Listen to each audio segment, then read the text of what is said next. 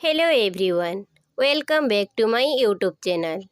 आज मु आपण मानक सहित शेयर करने जाऊँगी वृष राशि मासिक राशिफल उपरे। मासर आरंभ रे देवगुरु बृहस्पति वृष राशि लग्न रे अवस्थित। मंगल मिथुन राशि द्वितीय गृह रे, केतु कन्या राशि पंचम गृह रे, सूर्यदेव व शनिदेव कुंभ राशि दशम गृह रे व बुध चंद्रमा शुक्र व राहु द्वादश गृह रे अवस्थित।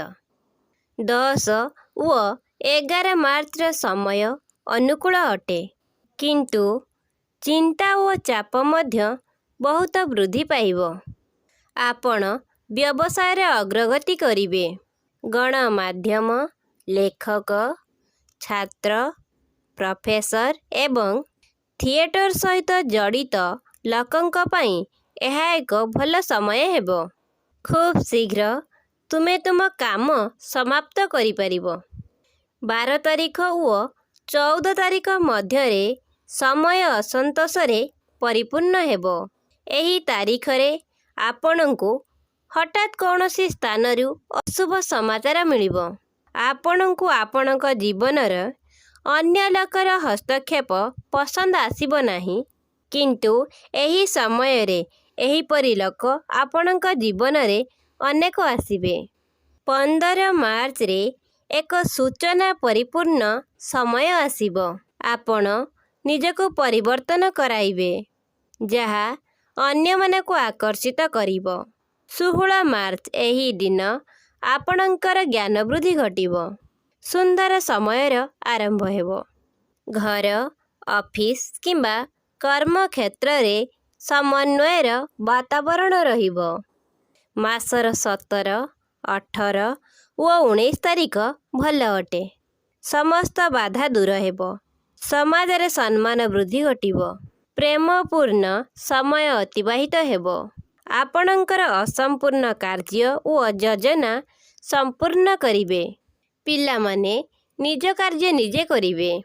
20 व 21 तारीख रे आपण निज कार्य उपरे संपूर्ण ध्यान देबाकू समर्थ हेबे।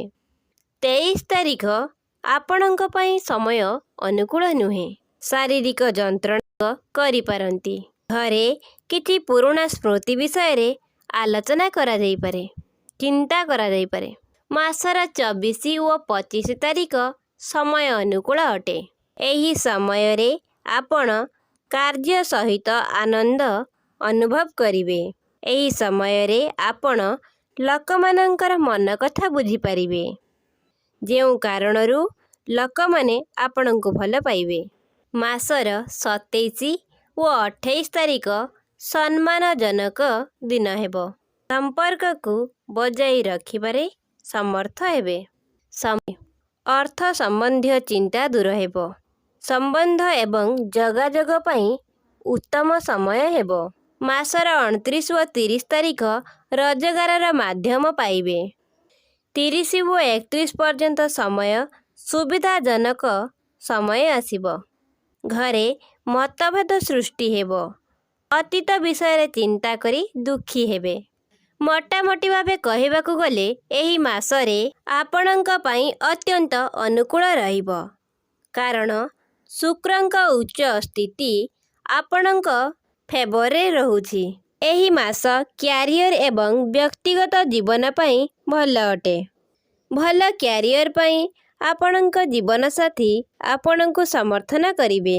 सूर्य मध्य आपणଙ୍କୁ सपोर्ट करिबा ପାଇଁ कर्म भावरे उपस्थित।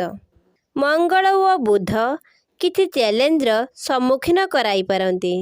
एही समय रे छोट पिला माने किछि प्रॉब्लम किंबा रोगरे पड़ी पारंती, जेउथि पई आपण चिंता रे पड़िबे, किंतु अधिक प्रॉब्लम हेबो नाही। एही मासरे आपणकर कर्म फल जोगु आपणଙ୍କୁ प्रमोशन मिलिबो। आपण निज कार्य उपरे जेते ध्यान देबे सेते भल फल मिलिबो। हेल्थ भल रहिबो, किंतु माइनर इश्यू ଦେଖା ଦେଇପାରେ। ଅଳ୍ପ ଦୂର ଭ୍ରମଣ ଯୋଗ ରହୁଛି। ଘରେ ମନ ମାଳିନ୍ୟତାକୁ ନେଇ ଅଶାନ୍ତି ଦେଖା ଦେଇପାରେ। ତେଣୁ ଶାନ୍ତ ଚିତ୍ତରେ ଭାବି ଚିନ୍ତି କାର୍ଯ୍ୟ କରନ୍ତୁ। ଏହି ମାସଟିକୁ ଅଧିକ ଭଲ କରିବା ପାଇଁ ଚାହୁଁଥିଲେ ଗୁରୁବାର ଦିନ କ୍ଷୀର ଓ ଚିନି ଦାନ କରନ୍ତୁ। ପ୍ରତ୍ୟେକ ଦିନ ହନୁମାନ ଚାଳିଶା ଜପ କରନ୍ତୁ ଏବଂ ଶୁକ୍ରଙ୍କ ବୀଜ ମନ୍ତ୍ର ଓଂ ସୌ ଶୁକ୍ରାୟ ନମଃ ମନ୍ତ୍ରଟିକୁ ଜପ କରନ୍ତୁ। ଭିଡ଼ିଓଟି ଭଲ ଲାଗିଥିଲେ ଭିଡ଼ିଓଟିକୁ ଲାଇକ୍, ସେୟାର ଓ ଚ୍ୟାନେଲକୁ ସବସ୍କ୍ରାଇବ୍ କରିଦିଅନ୍ତୁ। ଜୟ ଜଗନ୍ନାଥ।